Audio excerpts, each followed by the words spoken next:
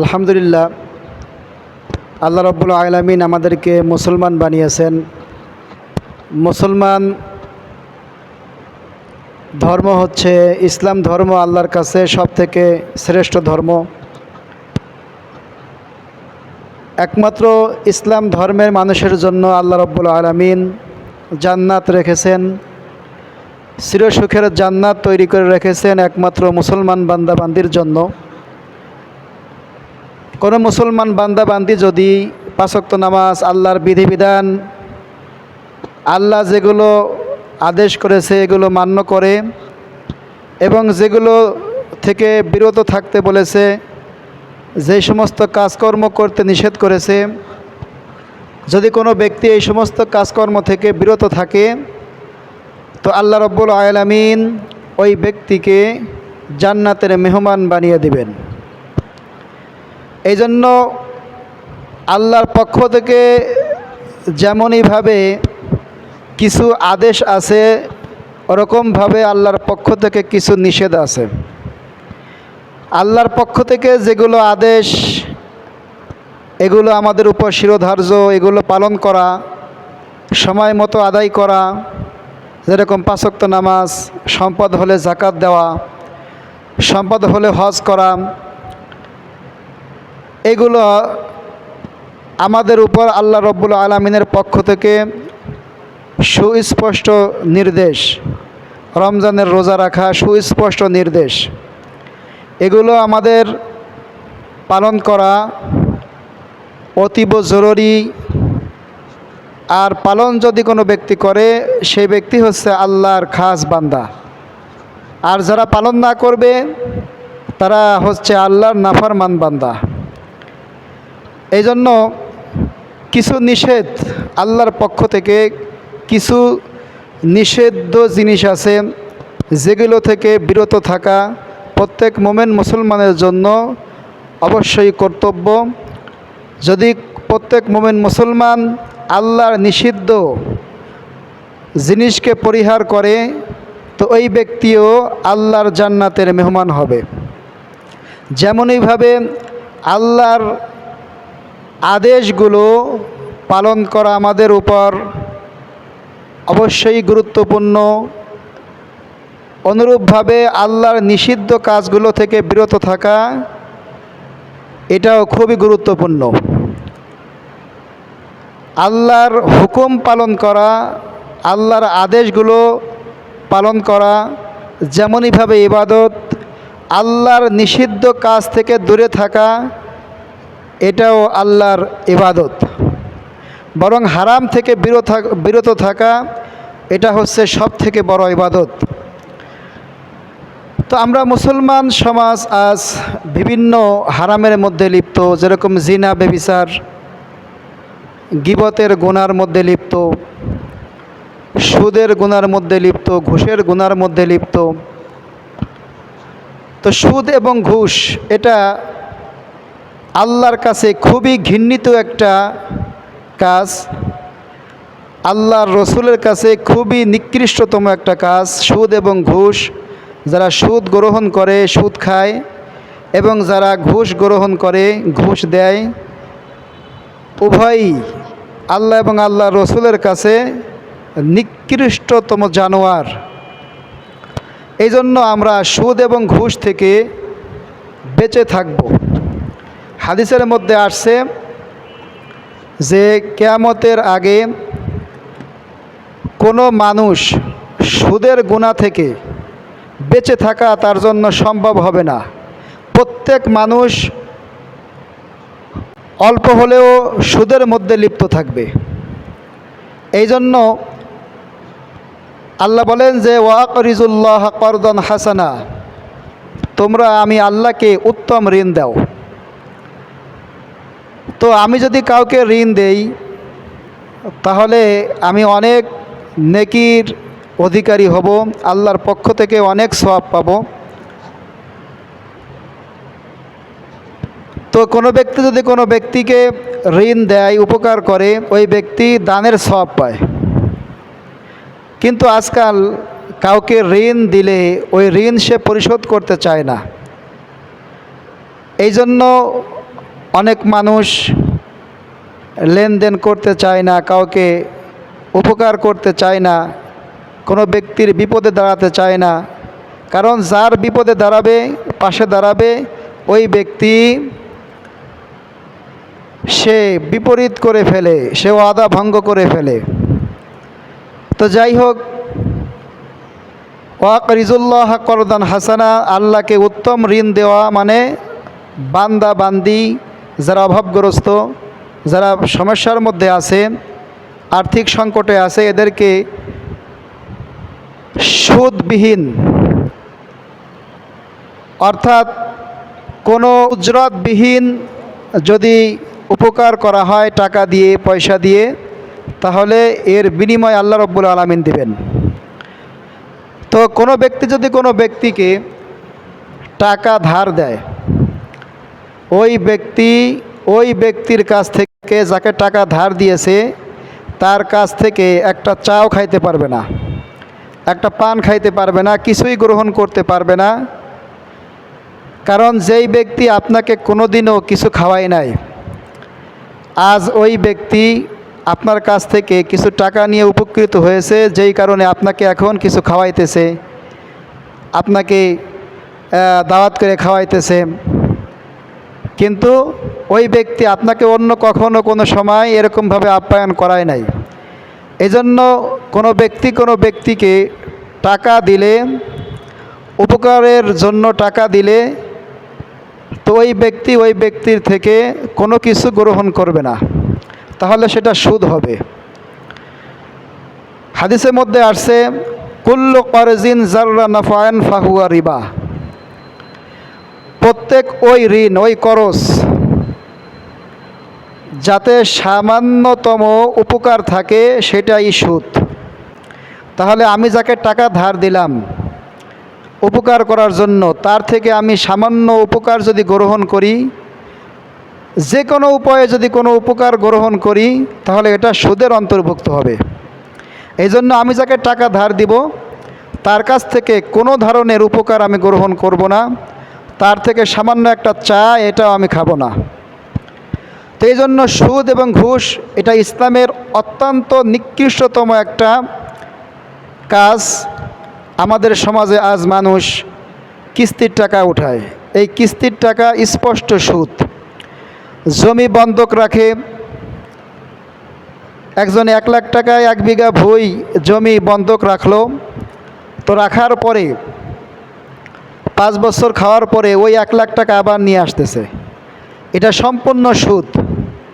অনেকে মনে করে যে ওই 1 লাখ টাকা থেকে 5 বছর জমির ফসল খাওয়ার পরে যখন টাকা নিয়ে আসব, তখন কিছু টাকা তাকে দিয়ে আসব, এই 5 বছর 7 বছর ফসল খেয়েছে এর বিনিময়।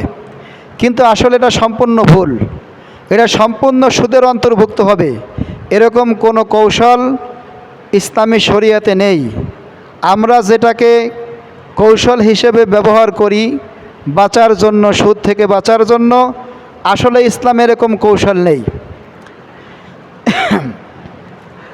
এরকমভাবে কিস্তির টাকা, ব্যাংকে যদি কোনো ব্যক্তি টাকা রেখে তার লভ্যাংশ খায়, তাহলে এগুলো সব কিছু সুদের অন্তর্ভুক্ত, এগুলো সব কিছু খাওয়া হারাম।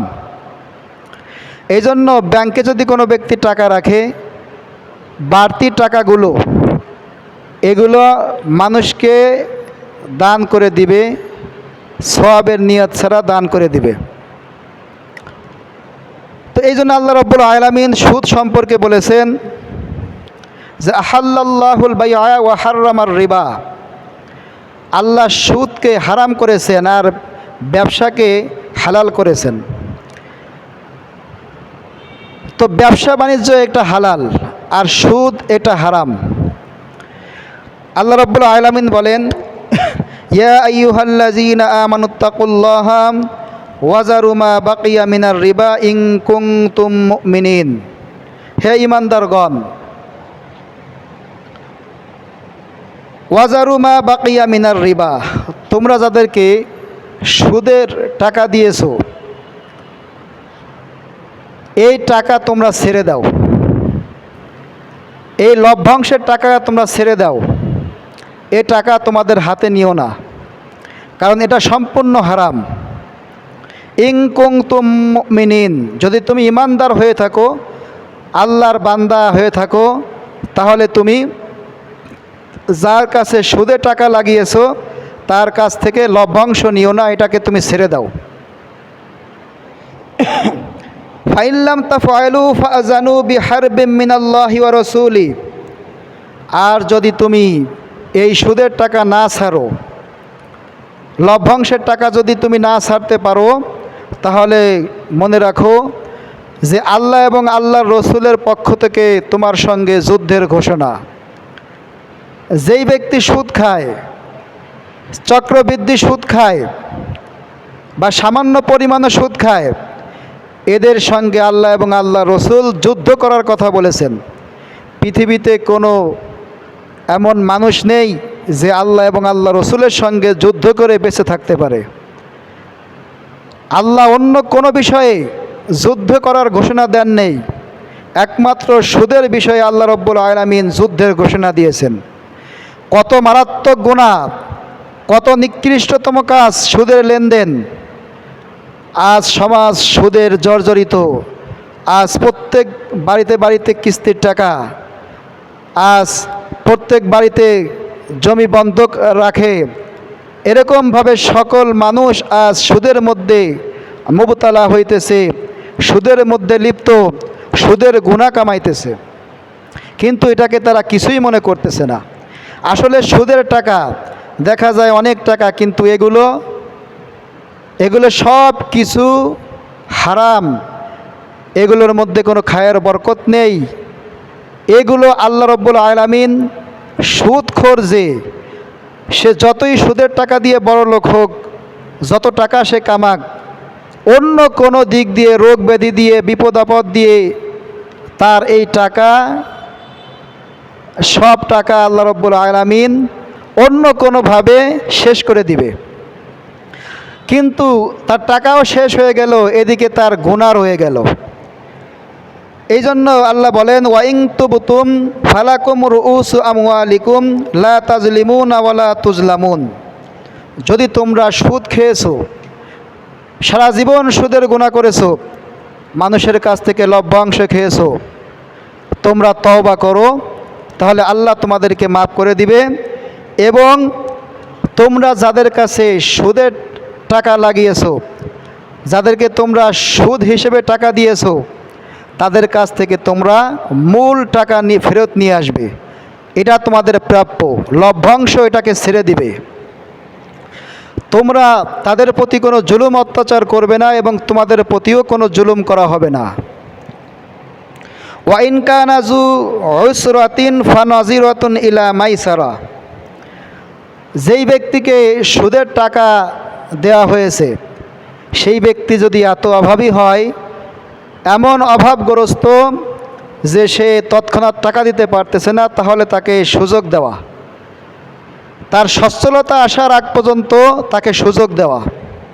ওয়াইন তাসাদ্দাকু খায়রুল লাকুম ইন কুনতুম তা'লামুন, আর যদি যে সুদে টাকা লাগিয়েছে সে যদি মনে করে যে যাকে সুদে টাকা দিয়েছিলাম তাকে আমি মাফ করে দিব, তাহলে এটা অনেক উত্তম কাজ, অনেক ভালো কাজ। তো এই জন্য সুদ ইসলামের নিকৃষ্টতম একটা বিধান, নিকৃষ্টতম একটা কাজ। তো এই সুদ থেকে আমরা বেঁচে থাকব। হাদিস শরীফের মধ্যে আসছে, ইন্নার রিবা সাবউনা বাবান আদনাহা আই ইয়ানকিহার রজুল উম্মাহ, যে সুদের 70টি গুনাহ রয়েছে, তার মধ্যে সর্বনিম্ন ছোট গুনাহ হচ্ছে নিজের মায়ের সাথে জিনা করা। এটা হচ্ছে সব থেকে ছোট গুনাহ।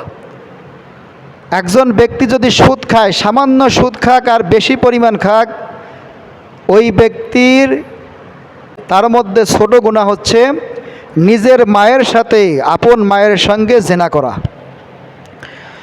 হাদিসের মধ্যে আসছে, দিরহামুর রিবা আসাদ্দু আলাল্লাহি মিন সিত্তি ওয়া সালাসিনা জিনা, সুদের একটি দিরহাম, সুদের একটি পয়সা, একটি টাকা 36 বার জিনা করা থেকেও মারাত্মক। একজন ব্যক্তি 36 বার জিনা করবে, এতে যে গুনাহ না হবে এর থেকেও বেশি মারাত্মক গুনাহ হবে যেই ব্যক্তি 1 টাকা সুদ খায়। সামান্য 1 টাকা সুদ খাইলে 36 বার জিনা থেকেও মারাত্মক গুনাহ হয়। তাহলে আজ সমাজের মানুষ এই সুদের মধ্যে লিপ্ত। সমাজের মানুষ বুঝতেছে না যে সুদ কত বড় পাপ।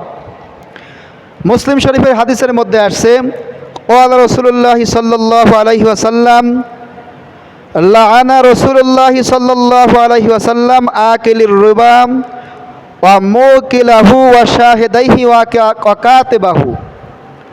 আল্লাহ রসুল, যে ব্যক্তি সুদ খায়, যে ব্যক্তি সুদের সাক্ষী হয় এবং যে ব্যক্তি সুদ লিপিবদ্ধ করে লিখে, এদের প্রত্যেকের উপর আল্লাহ রসুল সাল্লাল্লাহু আলাইহি সাল্লাম অভিশাপ করেছেন। এদের ধ্বংসের ব্যাপারে আল্লাহ রসুল অভিশাপ করেছেন, লাআনত করেছেন।